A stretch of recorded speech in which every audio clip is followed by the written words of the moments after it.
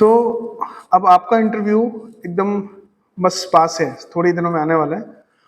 और हम इस क्लास में MPPSC 2020 के होने वाले इंटरव्यूज की तैयारी के लिए इकट्ठे हुए हैं। अब इंटरव्यू सही मायनों में है क्या? इंटरव्यू सही मायनों में एक सहज बातचीत है जो आपको बोर्ड के सामने करनी है।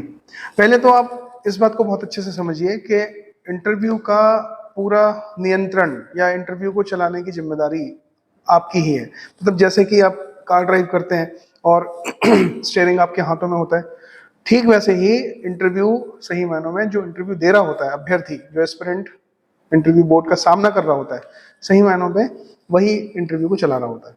देखिए एक बात है, हम आमतौर पे सोचते हैं कि या तो हम अच्छा इंटरव्यू देने जाएंगे और इंटरव्यू कहीं बुरा ना हो जाए।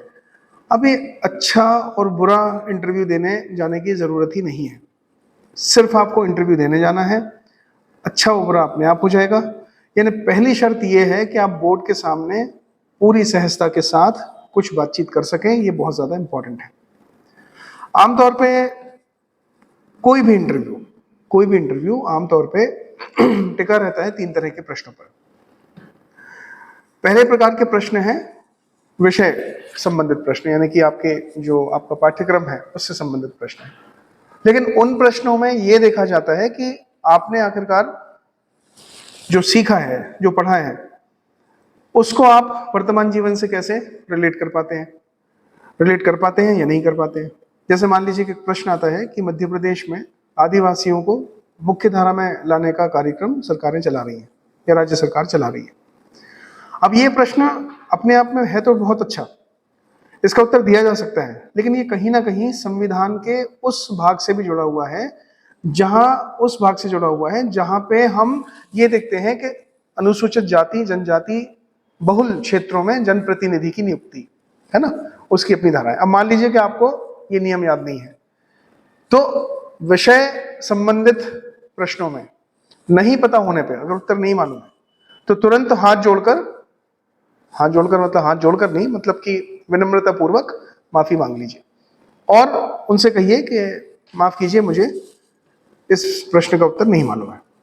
अब अगर कोई इस पर डांट लगाता है आपको कि अच्छा इतना भी नहीं पता है तुम्हें कि इसका उत्तर तो पता होना ही चाहिए, संविधान नहीं पढ़ा है, तो आप कहिए कि सर मैं इस विषय पे निश्चित रूप से और ज्ञान अपना बढ़ाऊंगा।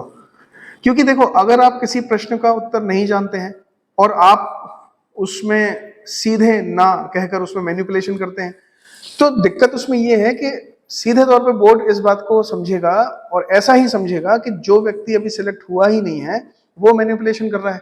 यानी मैनिपुलेशन करना इसकी आदत है, आज कंटेंट में कर रहा है, कल अपने काम में करेगा। तो मैनिपुलेशन नहीं करना है, ये बात आपको बहुत अच्छे से पता होनी चाहिए। और पहले प्रकार के प्रश्न यानी कि विषय संबंधी प्रश्न तो ये हो गए।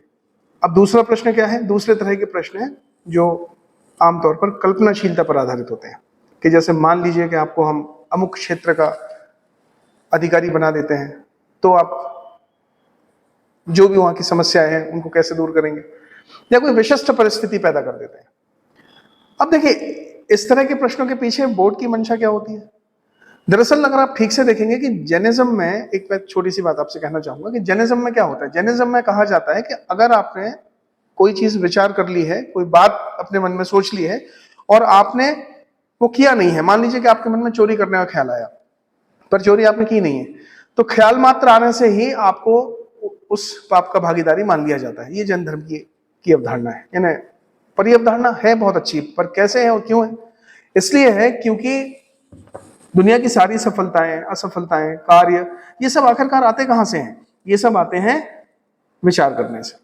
यानी कि पहली बात विचार क्या आनी चाहिए दिमाग में, कि ये विचार आया, कि कोई भी एक विचार आया, किसी काम का विचार आया, किसी उद्देश्य का विचार आया। जैसे आप इस कक्षा में बैठे हुए हैं तो विचार क्या आया होगा आपके को, चलो क्लास में चलते हैं। ऐसा तो नहीं था कि अचानक आ गए फिर विचार आया, कह रहे ये कहाँ गया मैं, ऐसा तो नहीं हुआ ना। तो ऐसी स्थिति में विचार आना या कल्पनाशीलता या विषय के प्रति आपका रुझान या उद्देश्य की प्राप्ति के लिए किए गए आपके प्रयास, ये सब क्या है? ये सब आपको निश्चित रूप से सफल या असफल बनाते हैं। तो साक्षात्कार में कल्पनाशीलता के प्रश्न या अवधारणा दी गई उसके प्रश्न कैसे होते हैं? वो प्रश्न आमतौर पे सीधे तौर पे ये समझाने वाले होते हैं कि आप उसमें स्वतंत्रता पूर्वक आंसर दे सकते हैं। एक तरह का ये गोल्डन क्वेश्चन है। कैसा प्रश्न है? बहुत ही अच्छा प्रश्न जिसका स्वतंत्र रूप से उत्तर दे सकते हैं आप। आपको उसके लिए कोई विशिष्ट ज्ञान की आवश्यकता नहीं है, उसके लिए आपको आवश्यकता है अपनी मौलिक सोच की या अपनी उस कल्पनाशीलता की जिसके आधार पर आप उसका उत्तर देना चाहते हैं। और तीसरे तरह के उत्तर हैं, माफ कीजिए, तीसरे तरह के प्रश्न हैं जो व्यक्तिगत जीवन से संबंधित है। अब व्यक्तिगत जीवन से संबंधित प्रश्न कैसे होते हैं कि आप किससे अत्यधिक प्रभावित हैं, आप क्यों बनना चाहते हैं, आपको ही हम इस पद के योग्य क्यों माने, और भी बहुत सारे प्रश्न। तो इसमें जरा कुछ चीजों का ध्यान रखना है। जैसे मैंने आपको बताया कि प्रश्न का उत्तर तपाक से देने से पहले थोड़ा सा 1-2 सेकंड मन में सोच लीजिए और बोलिए। लेकिन अगर कोई आपसे ये पूछता है कि आपका नाम क्या है, तो क्या आप नाम सोचते हैं अपना? नहीं ना। तो व्यक्तिगत प्रश्नों के उत्तर में कभी भी चुप नहीं रहना है। जैसे एक बार मैंने एक विद्यार्थी से पूछा कि आप कहाँ से हैं, उसने कहा दतिया से। मैंने कहा किस चीज से आप अत्यधिक प्रभावित हैं? उसने कहा कि सर आध्यात्मिक रूप से मैं, पीताम्बरा पीठ है वहां पे मंदिर है, उससे मैं बहुत अधिक प्रभावित हूँ। तो मैंने कहा ठीक है, क्यों प्रभावित हैं आप पीताम्बरा पीठ से, क्या विशेषता है वहां की?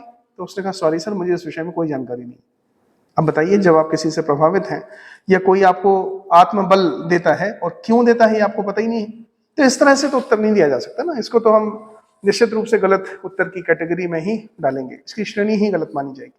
यानी व्यक्तिगत प्रश्नों में आपको हर हाल में इस बात का ध्यान रखना है कि व्यक्तिगत प्रश्नों में आपको कहीं भी कभी भी चुप नहीं रहना है और उसका कभी भी कोई उत्तर बना के देने की भी जरूरत नहीं है। अगर आपके रुचि संबंधी प्रश्न है तो रुचि या हॉबी आपने बनाई थोड़ी है, वो तो है, और है तो उसका उत्तर ठीक से देना आवश्यक है।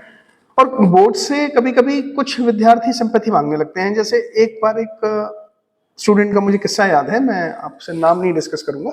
उसने कहा कि सर इंटरव्यू में मुझसे पूछा एमपीपीएससी में कि आप किससे प्रभावित हैं। उसने कहा कि मैं अपने पिताजी से प्रभावित हूँ। ठीक है, उत्तर अच्छा है। क्यों प्रभावित है? तो कहने लगा कि सर वो बहुत गरीब होने के बाद भी, बेहद गरीब हैं, लेकिन उसके बाद भी वो मेहनत करते हैं, उन्होंने मुझे इतना पाला पोसा, और मतलब हमारे घर की स्थिति बहुत खराब थी, फिर भी मैं आज लायक बन पाया।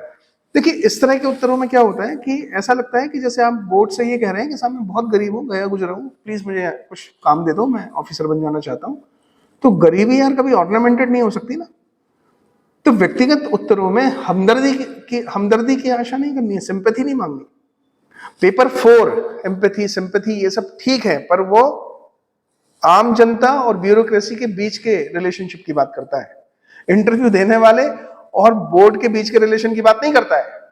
तो इस बात का आप ध्यान रखेंगे कि आप यहाँ पे व्यक्तिगत प्रश्नों में जो भी उत्तर देंगे उसमें बनावट नहीं होनी चाहिए, सहजता होनी चाहिए, और हमदर्दी प्राप्त करने के लिए तो कम से कम किसी भी प्रकार का उत्तर ना ही दें तो बेहतर है। ठीक है।